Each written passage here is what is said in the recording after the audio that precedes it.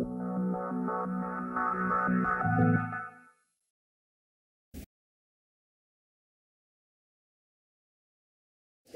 la exposición de la señorita Ana Carolina Cárdenas, representante del Instituto de Investigaciones Biomédicas. Buenas tardes a todos. Como les había dicho la señorita, yo realicé mi trabajo en el Instituto de Investigaciones Biomédicas de la Universidad de las Américas y obtuve el título de Ingeniería en Biotecnología aquí. Y estuve bajo la tutela de Carolina Salazar, que también está presente. Bueno, lo que se evaluó aquí fueron la frecuencia de 3 polimorfismos de un gen que son influyentes en la percepción de 2 sabores: el sabor dulce y otro sabor que no es tan conocido porque fue el último descrito, el cual es denominado el sabor humano en individuos de la población ecuatoriana. Primeramente, les daré una breve introducción acerca de la percepción de los sabores. ¿Por qué es importante la percepción de los sabores dentro de un organismo humano? La percepción de los sabores o el sabor va a permitir la obtención de energía, el mantenimiento del equilibrio electrolítico adecuado, y este también evita la ingesta de sustancias tóxicas. Ahora bien, la percepción de los sabores es considerado un rasgo fenotípico. Como ustedes recordarán, un rasgo fenotípico está determinado por 2 factores: los factores ambientales o externos y los factores genéticos. En este caso, los factores ambientales dentro del estudio están considerados, por ejemplo, la edad, el sexo y ciertos hábitos de la población, como por ejemplo el consumo de cigarrillo, el consumo de alcohol, el consumo de tabaco o de ciertos medicamentos. Ahora bien, los factores genéticos influyentes dentro de este rasgo fenotípico está considerado a mutaciones. Específicamente nos referimos a polimorfismos del nucleótido simple o el NIP. Entonces, centrándonos en los factores genéticos, estos van a influir en la elección de los alimentos y en el estado de salud del individuo. ¿Por qué?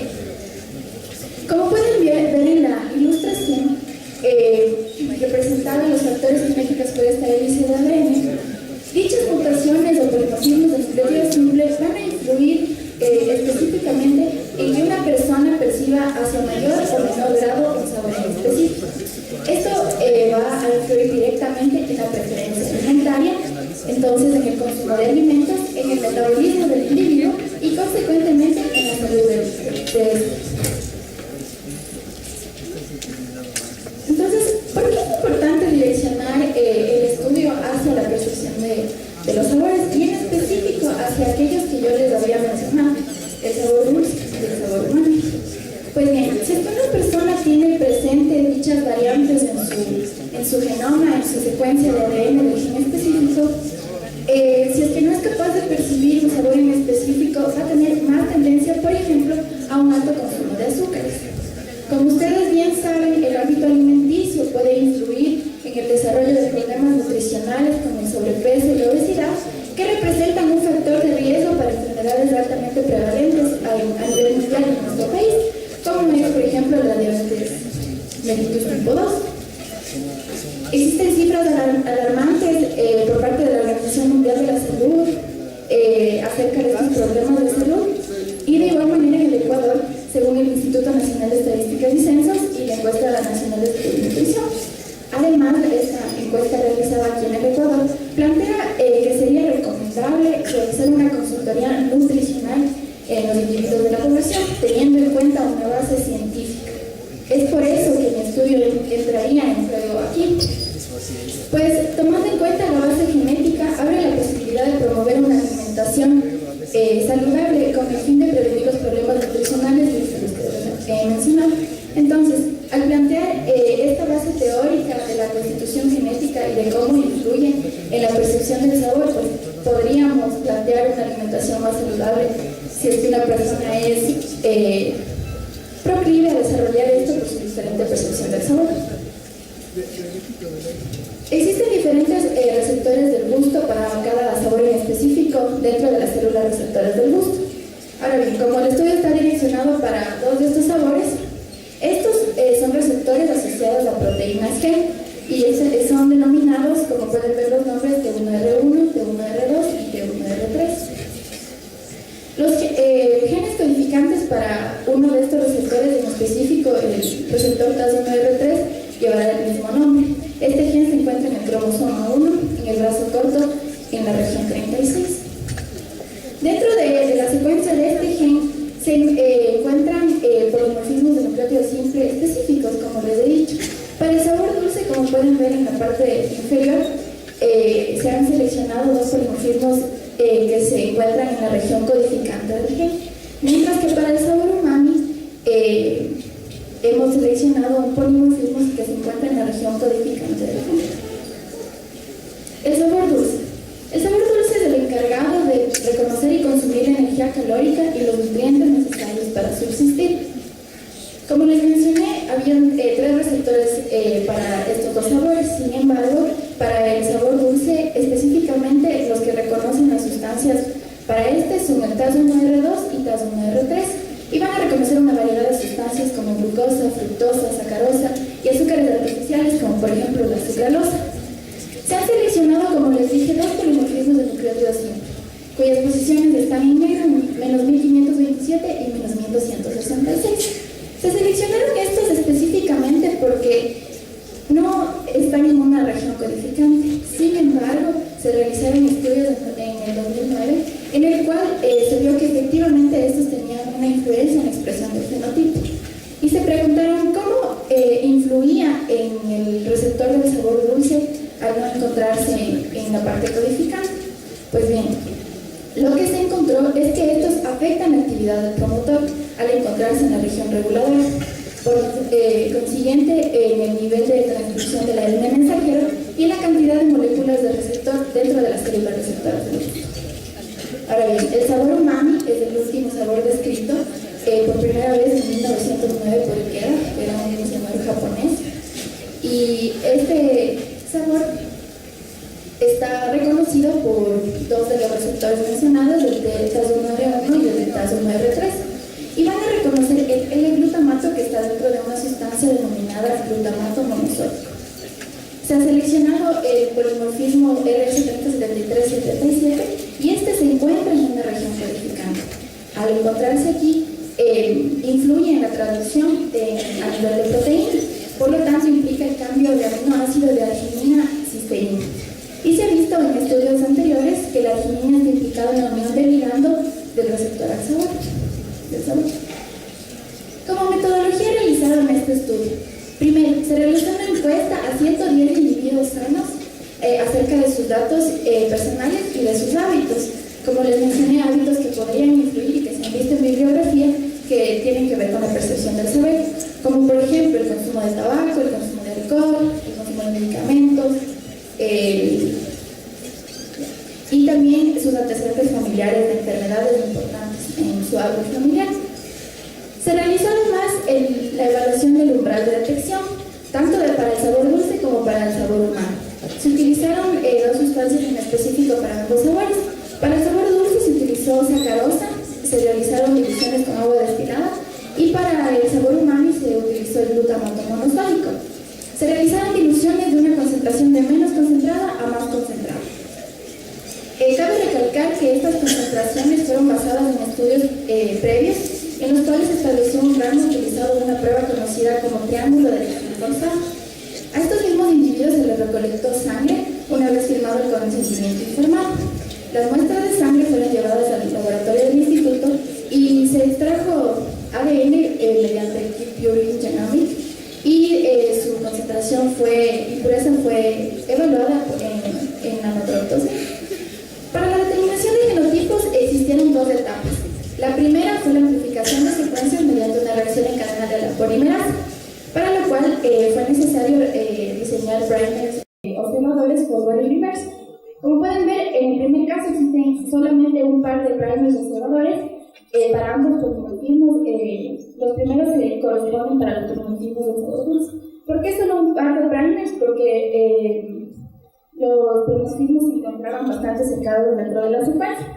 Y el segundo par corresponde al polimorfismo para el sabor humano.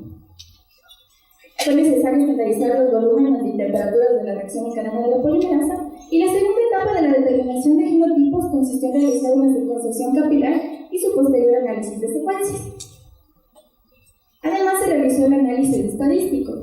En primer lugar, se realizó el cálculo de frecuencias genotípicas, alélicas y de haplotipos de los polimorfismos en estudio. Se realizó además el cálculo de porcentajes tanto de hábitos, de antecedentes familiares y de la percepción de glutamato monosódico de la sacarosa. Por último, se relacionaron variables utilizando la prueba estadística exacta de Fisher, ya que las frecuencias esperadas resultaron menores a 5. Se utilizó un software conocido como SPS Statistics. Ahora bien, explicándoles la metodología de mi trabajo, llegamos a los siguientes resultados y a la discusión de los mismos. En primer lugar, le resumiré la población en estudio. Como les había dicho, 110 individuos sanos, entre hombres y mujeres, en un rango de edad de 17 a 62 años. La media de la población fue de 20.26 años y la mayoría de la población se encontró bajo esta edad media. La población en cuanto a género fue aproximadamente homogénea, pero el 79.10% fueron mujeres, frente a un 40.90% que fueron varones. Cabe destacar que se llegó a relacionar las variables de la edad y el sexo con la percepción de sacarosa y no se encontró una relación estadísticamente significativa. Ahora bien, en cuanto al umbral de detección de sacarosa y de glutamato monosódico, como pueden observar en el gráfico de barras, es evidente que conforme aumentaba la concentración de las divisiones de sacarosa, más individuos eran capaces de percibir tanto el glutamato monosódico como el azúcar. Van en modo ascendente, ¿no? Entonces fue proporcional. Conforme aumenta la concentración, mayor porcentaje de individuos era capaz de percibir. Ahora, se llevó a relacionar variables para ver qué influencia tenían los factores externos en la percepción del sabor. Entonces, tanto del glutamato monosódico como de la sacarosa. No se encontró una relación estadísticamente significativa de los factores externos, en este caso los hábitos descritos por los individuos y la percepción. ¿A qué se puede haber debido esto? Pues bien, en cuanto al consumo de cigarrillo, existen estudios contradictorios en los cuales plantean que en efecto la nicotina tiene un efecto inhibidor en la respuesta neuronal de la percepción del sabor, mientras que otros no han encontrado significancia. Cabe destacar que estos estudios hicieron una distribución homogénea en cuanto a las personas que consumían tabaco, pero en el número de cigarrillos que ellos consumían en el día. Según la Organización Mundial de la Salud, categoriza a los individuos fumadores en fumadores severos, fumadores moderados y fumadores leves. Cabe destacar que en mi población les preguntamos la frecuencia y solo existieron individuos fumadores leves y moderados.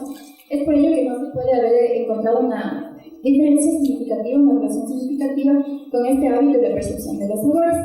De igual manera se les preguntó en cuanto al consumo de café. De igual manera no se encontró una relación estadísticamente significativa. Sin embargo, sería recomendable estudiar la percepción también del sabor amargo y el sabor dulce en específico, ya que se ha visto que existe relación entre la percepción de la cafeína y de un compuesto amargo denominado 6-N-propiltiourazil, en el cual los individuos, al ser que eran menos capaces de percibir la sacarosa, percibían con mayor facilidad el sabor amargo. Entonces sería interesante estudiar estos sabores en conjunto. Y en cuanto al consumo de alcohol y de medicamentos, pues cabe destacar que no se encontraron una relación estadísticamente significativa, porque la mayoría de individuos mencionaba que lo hacían en baja frecuencia, y en cuanto a medicamentos, ninguno de ellos mencionó estar tomando un medicamento como un tratamiento a largo plazo.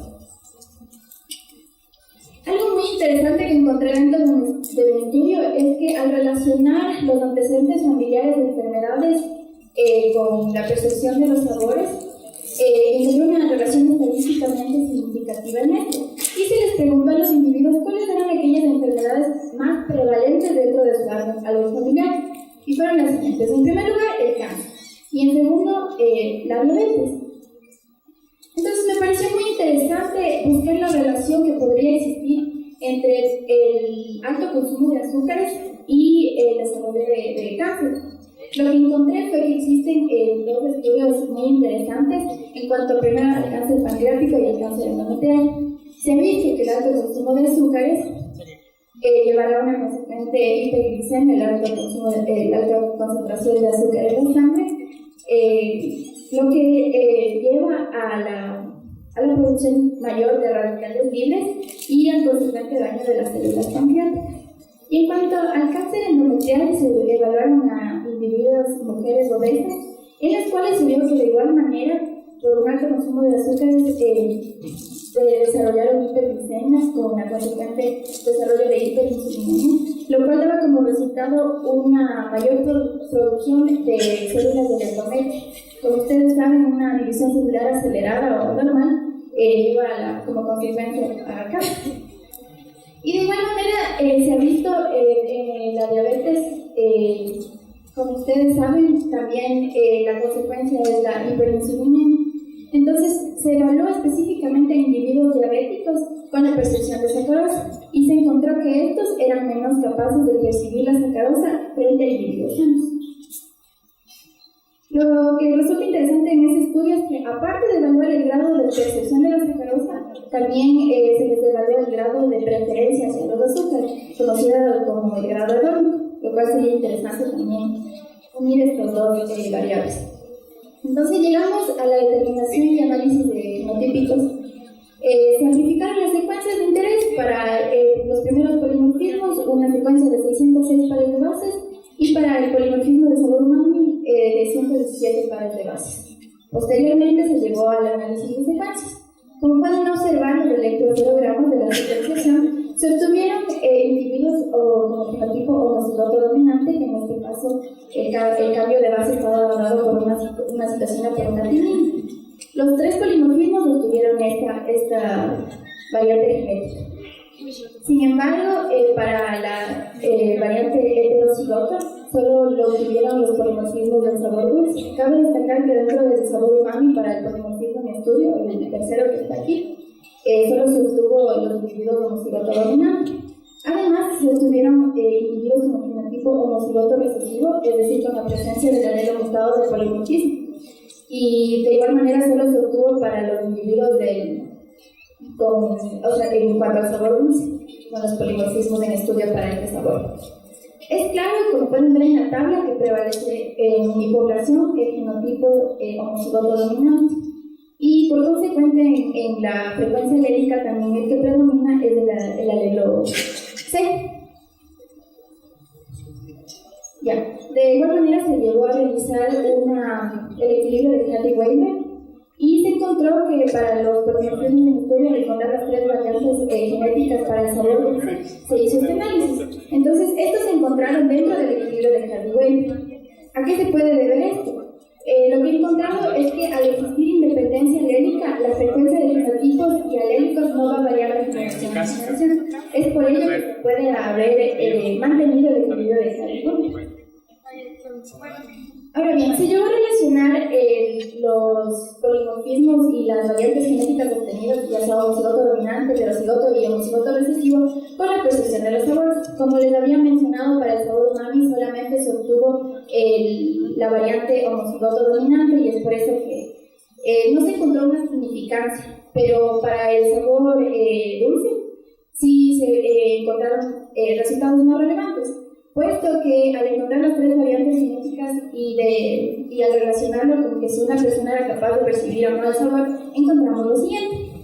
Como pueden ver en los gráficos de barras, lo más importante que se encontró dentro de la población para el sabor dulce fue lo siguiente. Los individuos que obtuvieron el genotipo homocigoto dominante a partir de una concentración de sacarosa parcialmente diluida, la mayoría de ellos, representados por la barra azul, fueron capaces de percibir la sacarosa. De igual manera, algo interesante es que los individuos con genotipo heterocigoto, a una concentración parcialmente diluida de 0.5%, aproximadamente la mitad fue capaz de percibir, mientras que la otra mitad no. Y algo también muy interesante fue que aquellos individuos con genotipo heterocigoto, a la concentración mayormente diluida, ninguno de ellos que tenían la mutación, es decir, el genotipo homocigoto recesivo, fueron capaces de percibir a la concentración más baja. Para el segundo polimorfismo se obtuvieron resultados muy similares, sin embargo más relevantes. De igual manera, los individuos, como pueden observar, homocigotos, a partir de una concentración parcialmente diluida, la mayoría fue capaz de percibir. De igual manera, los individuos heterocigotos, aproximadamente la mitad de concentraciones parcialmente diluidas, percibían la sacarosa. Y lo más interesante dentro de este estudio fue que aquellos individuos heterocigotos, es decir, con la presencia de la mutación, la mayoría de ellos no era capaz de percibir la sacarosa a todas las concentraciones. Además, dentro de este polimorfismo, la percepción de sacarosa se encontró una relación estadísticamente significativa dentro de las percepciones altamente concentradas, como pueden ver los valores de P. Es claro que existe una relación entre ambos polimorfismos en los resultados. Para resumir los resultados anteriores y la discusión de los mismos, en cuanto al genotipo homocigoto dominante, es claro que la mayoría percibe a las concentraciones, a casi todas las concentraciones. Entonces, ¿qué es lo que sucede? Pues, al no existir el alelo mutado, no existe una influencia en la actividad del promotor. Como les dije, se encuentran en la región reguladora. Entonces, si no existe aquella base, la base mutada, que tiene influencia en la actividad del promotor, no va a haber una diferencia en la transcripción de ARN mensajero y, por consecuente, en el receptor dentro de las células receptoras del gusto. En cuanto al genotipo heterocigoto, les había mencionado que aproximadamente la mitad de individuos con este genotipo percibía la sacarosa a concentraciones parcialmente diluidas. Pues yo lo que planteé en esto era que, recordando el concepto del individuo heterocigoto, aquellos son los que van a recibir la herencia de cada uno de los progenitores. Es decir, que cada alelo de cada uno de los progenitores va a tener influencia en la expresión del genotipo, en este caso en la percepción del sabor. Ahora bien, para los individuos que obtuvieron el genotipo homocigoto recesivo, la mayoría no lograba percibir la sacarosa en el segundo polimorfismo para ninguna de las concentraciones. Es evidente que al existir el alelo mutado, existe una influencia en la actividad del promotor, en la transcripción de ARN mensajero y en la cantidad de moléculas de receptor dentro de las células receptoras del gusto. ¿Por qué los valores de ambos polimorfismos para el sabor dulce son muy similares? Al estar en el mismo locus, se encuentran estadísticamente relacionados, evidentemente, y es muy probable, dentro del alcance del estudio no se realizó esto, pero es muy probable que exista un ligamento genético de estos dos polimorfismos. ¿Y por qué se lo encontró significancia para el segundo polimorfismo? Pues como les dije, los resultados fueron más relevantes para esto, y especialmente para el genotipo recesivo. Se realizó entonces un análisis de haplotipos una vez obteniendo los genotipos. Entonces se obtuvieron los siguientes haplotipos. El más frecuente fue el haplotipo CC, con un 94.5%. Y se llegó a relacionar estos haplotipos con la percepción de sacarosa igualmente. Entonces se encontró una relación estadísticamente significativa para las concentraciones altamente, las más concentradas. Lo que se relaciona o es concomitante con lo obtenido en cuanto a los genotipos. Ahora bien, se llegó a relacionar estos resultados obtenidos en población ecuatoriana con población mundial. En 2009 se realizó una evaluación de estos polimorfismos del sabor dulce en población europea, asiática y africana. Como ustedes pueden ver en la tabla, en cuanto a frecuencia alérgica, somos más parecidos a la población asiática. Y en cuanto a la frecuencia de los haplotipos, pues también tenemos una similitud con la población europea. Yo me planteé las siguientes hipótesis teniendo estos resultados. Con la similitud en cuanto a la población europea, ¿a qué se puede deber o qué puede haber influenciado en esto? Pues un factor importante me ha parecido el mestizaje. Como ustedes bien saben, el mestizaje se ha dado por la mezcla étnica entre un nativo amerindio y un europeo, en nuestro caso españoles. Se ha visto en estudios de interés latinoamericanos y se encontró que la ascendencia europea era más marcada en América del Sur que en América Central. Además, este estudio encontró que existían dos factores como son los dosis polifórmicos y el desequilibrio de ligamiento, que van a dar una mezcla de ascendencia más completa en nuestra etnia latinoamericana. Además, se realizó un estudio de igual manera en el Instituto de Investigaciones Biomédicas, en el cual se vio el aporte genético dentro de la población mestiza ecuatoriana, tanto de europeos, ecuatorianos y nativos americanos, y se encontró que prevalecía la influencia europea. En cuanto a la similitud de la población asiática, pues encontré de igual manera un estudio de que existía una ascendencia compartida para americanos de rusos. Recordemos que ellos son euroasiáticos y yakutos, igualmente, que es una etnia al noroeste de Siberia. Lo cual, esto puede contribuir a la teoría de que los individuos cruzaron el estrecho de Bering para llegar a América. En cuanto a la similitud del sabor humano, les había explicado que solo se obtuvo el genotipo homocigoto dominante dentro de la población ecuatoriana. Sin embargo, en un estudio realizado en población asiática japonesa, ellos sí encontraron las 3 variantes genéticas, como pueden ver en la tabla. ¿A qué se puede deber que ellos tengan diferencia genética en cuanto a su relación con la percepción del glutamato monosódico? Pues como les he dicho, hay gran influencia también en la expresión del genotipo los factores externos. Entonces, este sabor puede ser que haya sido más afectado por aquellos individuos que habrían consumido con más frecuencia alimentos con este sabor debido a un factor cultural. Como conclusiones de mi estudio, en primer lugar, la población ecuatoriana presenta los 3 grupos fenotípicos para los polimorfismos del sabor dulce. Las frecuencias fenotípicas, alérgicas y de agrotipos son consecuentes en cuanto a la percepción de la sacarosa. El alelo T, en cuanto a los polimorfismos del sabor dulce, están involucrados en la falta de sensibilidad de la sacarosa. La conclusión más importante en cuanto al sabor dulce que yo me he planteado es que es claro que los polimorfismos que no se encuentran en una región codificante también tienen gran influencia en la expresión del fenotipo. Y en cuanto al sabor umami, se concluyó que solo existió el individuo homocigoto dominante dentro de la población y que esto varía en cuanto a población mundial, en cuanto a población asiática. Y como les dije, esto se puede deber a que ellos a lo largo de su historia estuvieron siempre más acostumbrados a ingerir este tipo de alimentos. Gracias, especialmente al instituto y a mi tutora Carolina.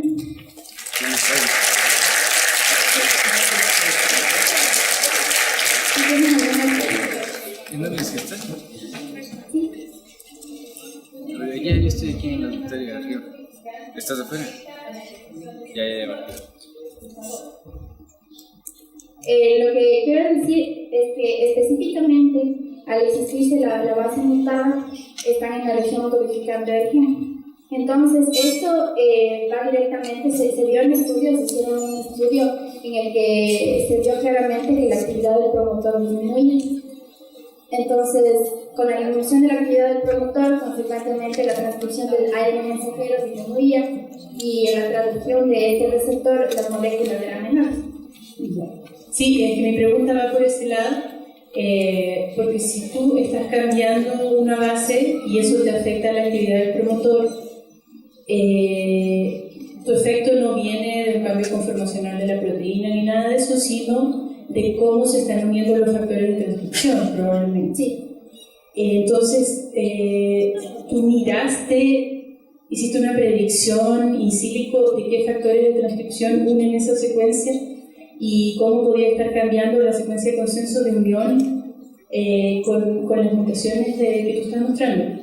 No, específicamente el alcance del estudio fue ver cómo el cambio de base influía dentro de la percepción del sabor. Pero específicamente nosotros planteamos como la razón o cómo bajó la actividad del promotor o los factores de transcripción, eso es algo que nosotros decimos. O sea, el alcance del estudio fue específicamente relacionar cómo los factores genéticos afectan esta expresión del fenotipo.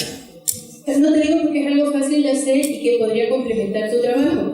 Tú solo tomas la secuencia de esa parte, le hacen un predict transcription factor binding y te va a hacer una predicción porque los factores de transcripción tienen una secuencia específica donde se unen. Entonces te va a dar una predicción y te va a decir en este lugar se están uniendo probablemente y te va a dar una lista de cosas.